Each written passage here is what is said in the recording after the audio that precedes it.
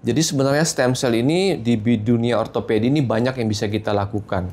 Mulai dari tulangnya, mulai dari sendinya, tulang rawannya, mulai dari sel sarafnya, mulai jadi dia punya ligamen, dia punya tendon. Itu semua bisa kita gunakan terapi menggunakan stem cell. Ya, di ortopedi. Nah, pada kebetulan karena saya subspesialisnya adalah hand, upper limb, and micro, jadi saya menggunakan stem cell ini pada kasus-kasus yang upper limb, ya. Nah, walaupun dalam praktek sehari-hari saya juga menggunakan stem cell ini pada kasus-kasus osteoartritis atau pengapuran sendi pada sendi lutut. Sendi lutut. Ya, itu juga saya pakai dalam praktek saya sehari-hari di tempat praktek di poliklinik. Nah, sekarang ini stem cell bukan cuma soal regeneratif medicine, tapi stem cell di bidang ortopedi kita sudah mengembangkan sampai ke regeneratif surgery. Apa tuh maksudnya? Artinya kita melakukan surgery pada jaringan yang rusak, operasi, kemudian kita berikan dia stem cell. Stem cell nyatu lagi. Betul, dengan harapkan terjadi regenerasi jaringan gitu. Oke. Kita buka, kita melihat yang mana rusaknya, kita perbaiki, kita stabilkan kondisinya, tulang yang kita kendalikan, kemudian kita berikan regeneratif medicine. Kita harapkan yang awalnya tulangnya itu mungkin tidak nyambung, kita buat tulangnya jadi nyambung dengan waktu yang lebih cepat dengan menggunakan stem cell. Kalau pada tulang rawan kita berikan, ya tentunya kita harapkan tulang rawannya yang rusak tumbuh kembali.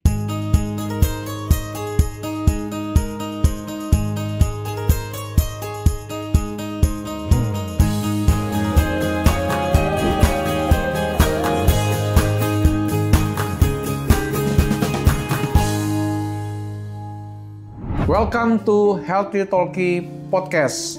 Nah, hari ini kita ketemu Dr. Jeki, ahli ortopedi, dan kita masih berada di Rumah Sakit Mandaya Royal Hospital di Karangtengah. Dr. Jeki ini spesialis di ortopedi di bidangnya apa ya, Pak? Ya, saya dokter spesialis ortopedi, subspesialis hand, upper limb, and microsurgery, dan kebetulan juga dipercayakan berkecimpung di regeneratif medicine, Pak Ismet. Di bidang stem cell ya? Betul, stem cell dan turunannya. Dokter Jeki, kalau saya boleh tahu nih, stem cell itu apa ya, Dok? Ya, stem cell itu sebelum saya jelaskan apa itu stem cell, mungkin saya perlu jelaskan sedikit, Pak Ismet.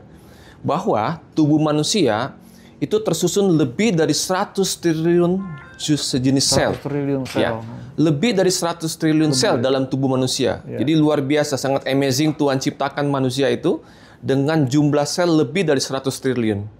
Jadi bisa bayangkan kalau kita rupiahkan, hargai Rp1, 1 sel, berarti tubuh kita itu harganya lebih dari 100 triliun. Pak Ismet. Luar biasa gitu. Nah, tetapi dari 100 triliun sel tubuh kita, ada 200 jenis sel dengan fungsi yang berbeda-beda. Oke. Nah, dari 200 jenis sel yang fungsi berbeda, ada sebagai sel otot, ada sebagai sel jantung, ada sebagai sel tulang, ada sebagai sel saraf, dan lain sebagainya. Ada 200 ya? Iya, 200 jenis sel. Nah, setelah kita mengetahui sel itu, apakah stem cell itu? Apakah sama dengan jenis stem cell yang 200 dalam tubuh manusia? Jadi, yang dikatakan stem cell itu, dia harus memiliki berapa syarat, Pak Ismet? Jadi nggak sama dengan jenis-jenis sel yang lain gitu. Nah, syaratnya suatu sel dikatakan stem cell kalau pertama dia merupakan sel yang belum berdiferensiasi. Artinya sel murni betul-betul sel yang belum bisa berdiferensiasi menjadi sel jantung, menjadi belum. Dan dia jadi sel yang mula-mula. Itu syarat pertama. Belum berdiferensiasi. Nah, yang syarat yang kedua, sel ini mampu untuk menggandakan dirinya atau berdiferensiasi atau renewal cell gitu. Oke? Yang ketiga syaratnya, sel ini mampu berdiferensiasi menjadi lebih dari satu jenis sel. Jadi dari satu sel, dia bisa merubah dirinya menjadi sel otot, sel ini bisa merubah diri sel saraf, sel ini bisa menjadi sel tulang. Itu kemampuan sel itu memiliki seperti itu, baru dikatakan sel itu adalah stem cell. Itu uniknya. Nah, sama dengan sel-sel yang sudah saya sebutkan tadi, 200 jenis sel itu sudah itu adalah sel yang matang, sel yang matur. Sudah membelah dirinya menjadi sel otot, ya sel otot seterusnya sampai manusia itu meninggal. Sel tulang ya sanji sel tulang seterusnya. Mulai dari sejak anak-anak sampai dewasa sel tulang terus. Stem cell ini beda. Dia harus memiliki 3 syarat itu. Baru dikatakan sel ini adalah stem cell. Stem cell. Betul. Dokter kan pernah merawat pasien ya, Betul. yang karena spesialisnya hand ya. Betul. Itu ceritanya gimana tuh dengan penggunaan stem cell tadi itu gimana? Iya. Jadi sebenarnya stem cell ini di dunia ortopedi ini banyak yang bisa kita lakukan. Ya. Mulai dari tulangnya, mulai dari sendinya, tulang rawannya, mulai dari sel sarafnya, mulai jadi dia punya ligamen, dia punya tendon.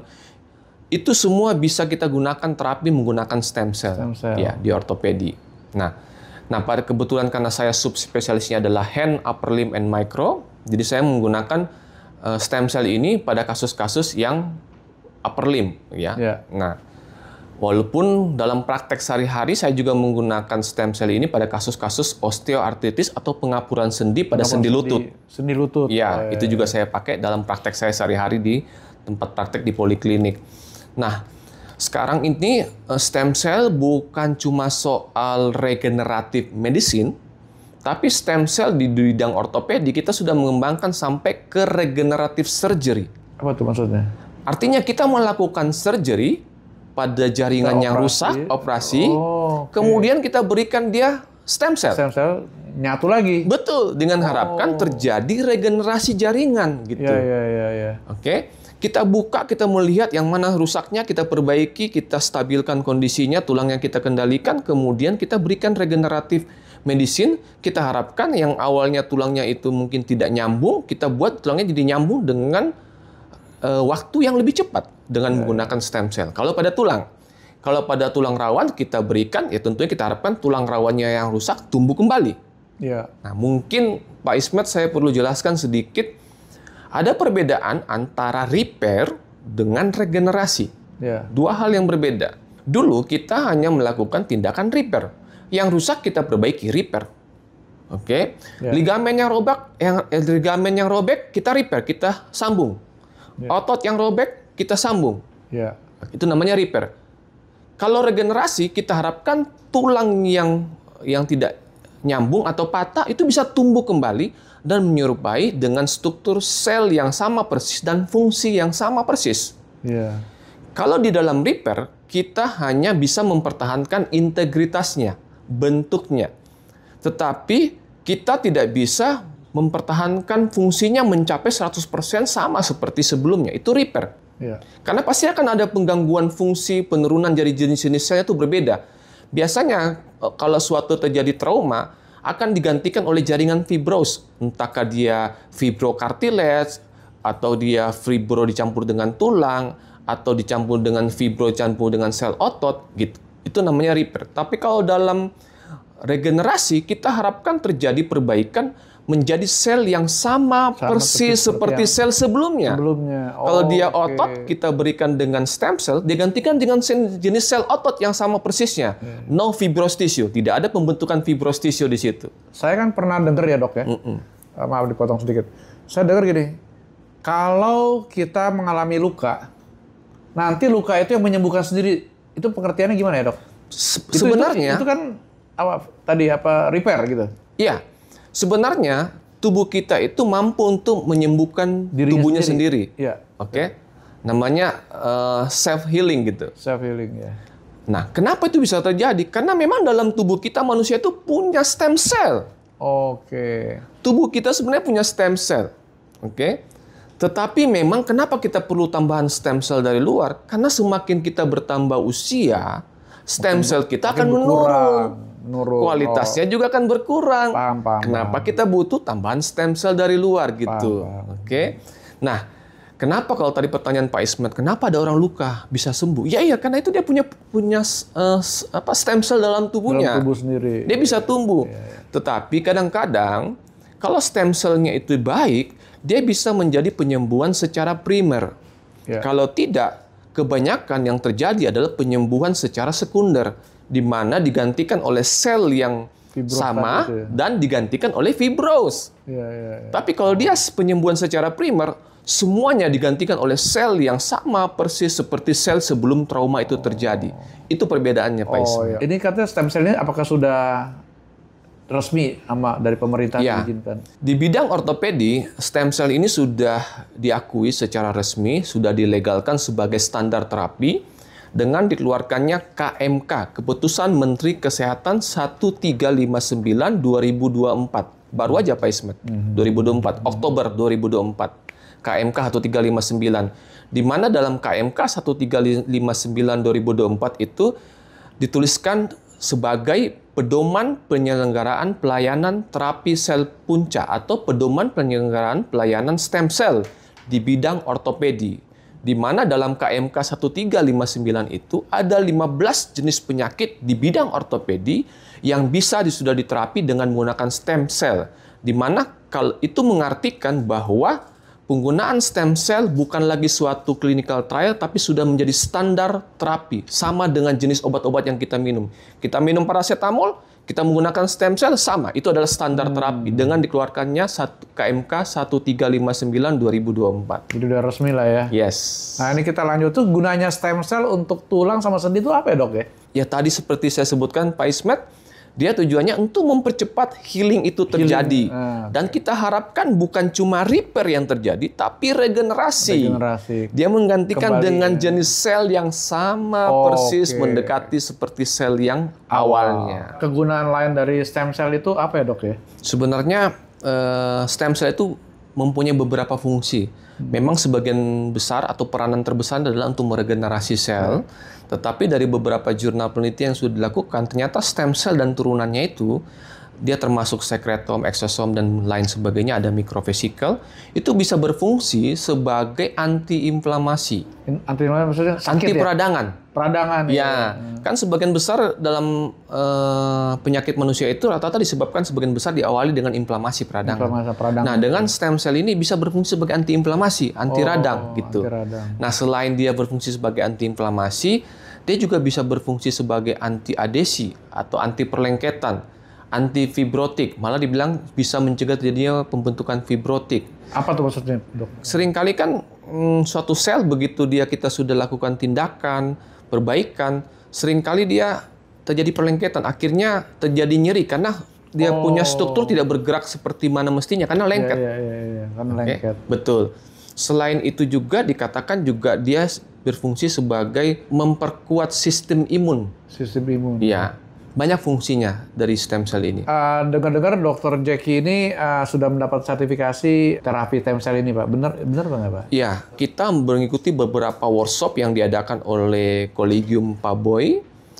Workshop yang sifatnya basic maupun advance, dan ada satu lagi workshop yang sifatnya master, itu yang belum saya ikuti, tapi basic dengan advance sudah saya ikuti, dan beberapa seminar yang diadakan oleh Kementerian Kesehatan dan juga diadakan oleh BRIN, sama sertifikat yang diadakan oleh Reja Selindo, yaitu Perhimpunan Dokter-Dokter yang berkecimpung di regeneratif medicine. Ya, kurang lebih ada 9 atau 10 sertifikat yang sudah saya dapatkan, Pak Ismet. Ya, sudah makin lama makin dalam.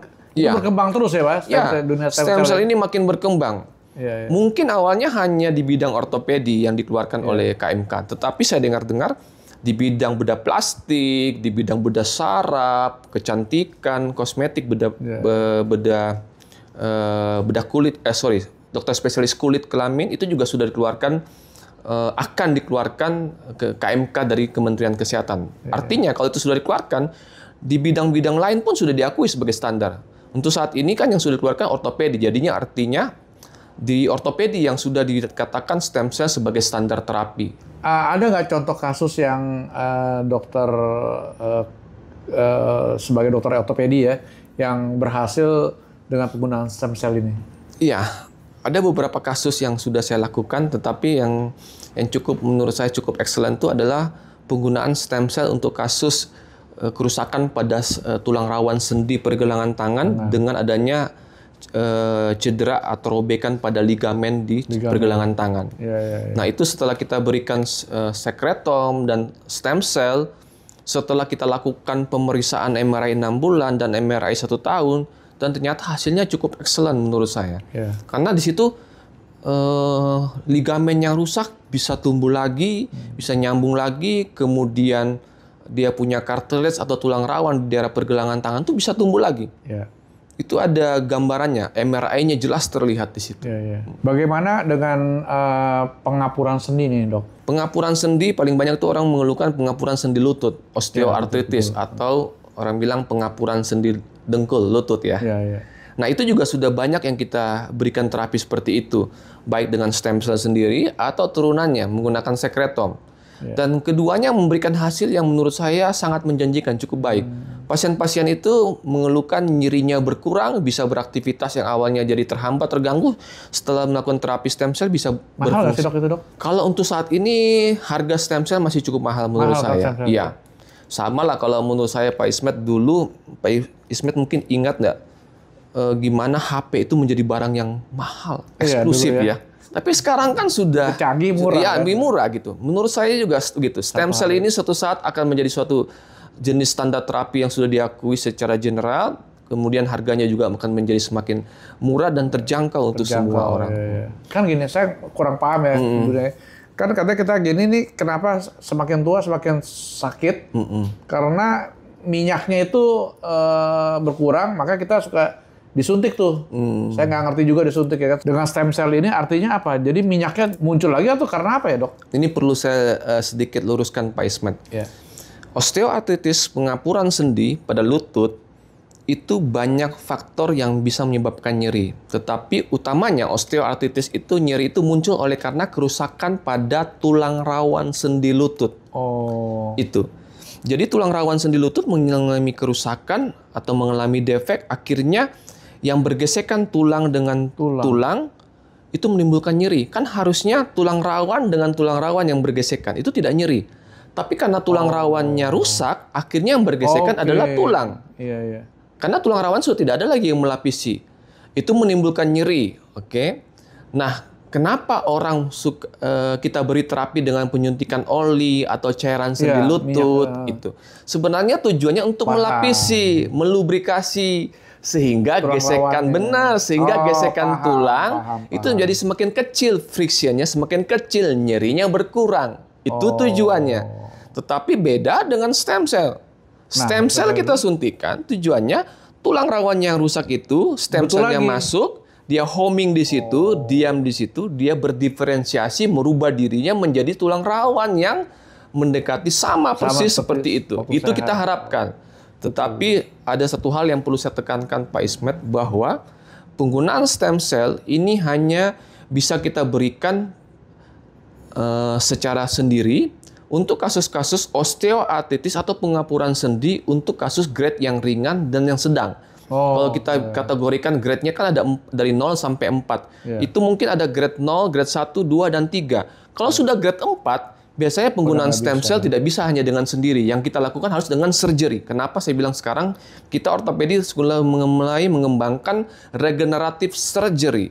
Jadi selain kita operasi, karena kalau pasien-pasien grade 4 itu kaki sudah berubah bentuk, kaki O, kaki X.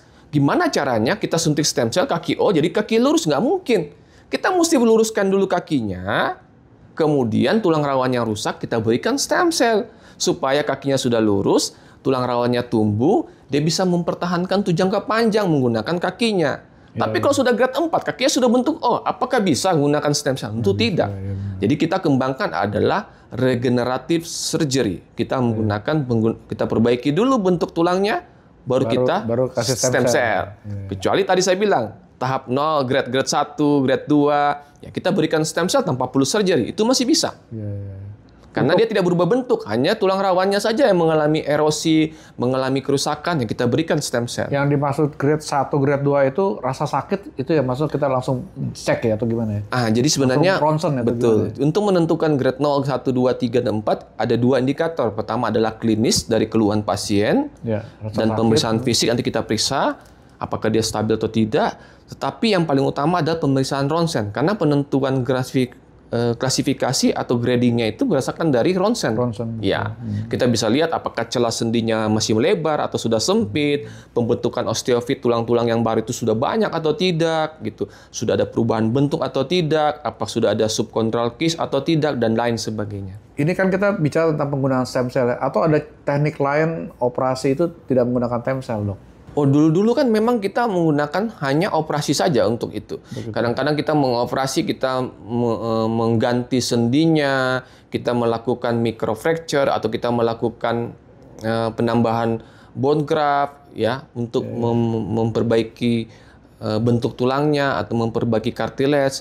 Nah, sekarang dengan adanya stem cell tentunya kita harapkan proses penyembuhan tulang itu atau proses penyembuhan cartilage itu menjadi semakin lebih baik dan semakin cepat. Yang tadi saya bilang, yang kita harapkan bukan terbentuknya fibrocartilage, adanya pembentukan tulang rawan disertai dengan jaringan fibros, tetapi yang kita harapkan adalah kembali sel tulang rawan yang sama persis seperti semula. Yang kita harapkan adalah hyalin cartilage. Yang terbaru, teknik yang terbaru apa ya? Katanya bisa operasi nggak tidur. Sekarang kita sudah mulai mengembangkan juga teknik operasi namanya WALAN. Iya, WALAN itu singkatan kepanjangan dari Wide Awake Local Anesthesia No Tourniquet. Jadi pasien itu kita operasi dalam sadar, kita bisa nilai fungsi gerakannya dan kita tidak perlu menggunakan tourniquet. Karena beberapa kasus kalau kita mau mengurangi perdarahan kita gunakan tourniquet. Tetapi dengan kita menggunakan WALAN, kita bisa mengurangi perdarahan karena kita menggunakan beberapa chemical agent yang kita suntikan selain obat bius lokal, tapi kita menyuntikkan beberapa chemical agent untuk mengurangi perdarahan intraoperasi. Pasien kita tanya, bagaimana Pak? Baik dok. Coba gerakan tangannya Pak, luruskan tangannya Pak, coba digenggam, dia genggam. Jadi kita bisa berkomunikasi dengan pasiennya. Tujuannya apa? Tujuannya supaya kita bisa menilai fungsi. Kan tujuan kita operasi sebenarnya kita ingin mengembalikan fungsi tangannya. Kembalikan. Kalau kita dengan posisi sadar memudahkan kita. Mungkin pada saat kita suruh dia menggenggam, kok tangannya belum menggenggam dengan sempurna. Berarti kita perlu lakukan operasi berikutnya lagi. Ada beberapa. Jadi kita lakukan operasi itu bisa step by step, nggak perlu langsung semuanya sampai selesai. Kita lakukan step by step. Kalau udah sempurna ya sudah nggak perlu. Nggak perlu. Ya bagus ya gitu ya. Betul. Dr. Jackie, di akhir episode tentang ortopedi dengan teknologi stem cell, ada hal-hal yang ingin dokter mau sampaikan ke pemirsa YouTube ini, dok? Jadi sekarang stem cell sudah bisa kita gunakan untuk beberapa jenis penyakit di dunia bidang ortopedi ya, sesuai KMK 1359. Jadi suatu standar yang cukup menjanjikan dan bahkan menurut saya sangat menjanjikan untuk kasus-kasus osteoartritis, pengapuran tulang, cedera pada saraf, cedera pada otot, cedera pada ligamen, kemudian cedera pada tulang belakang, itu juga sudah bisa dilakukan dengan terapi stem cell. Nah, buat sobat-sobat yang mungkin mengalami permasalahan di bidang ortopedi dan ingin menggunakan terapi stem cell, silahkan boleh datang dan kita boleh terapi dengan menggunakan stem cell. Atau buat teman-teman yang ingin melakukan tindakan atau ada cedera di daerah ekstremitas dan ingin dilakukan operasi dengan menggunakan teknik WALAN, juga bisa kita lakukan di Rumah Sakit Mandaya. Terima kasih dok untuk waktunya di tengah kesibukan dokter. Jackie, kakaknya Jackie Chan. Ya. Oke Pak, thank you Pak. Terima kasih Pak Ismet, sama-sama.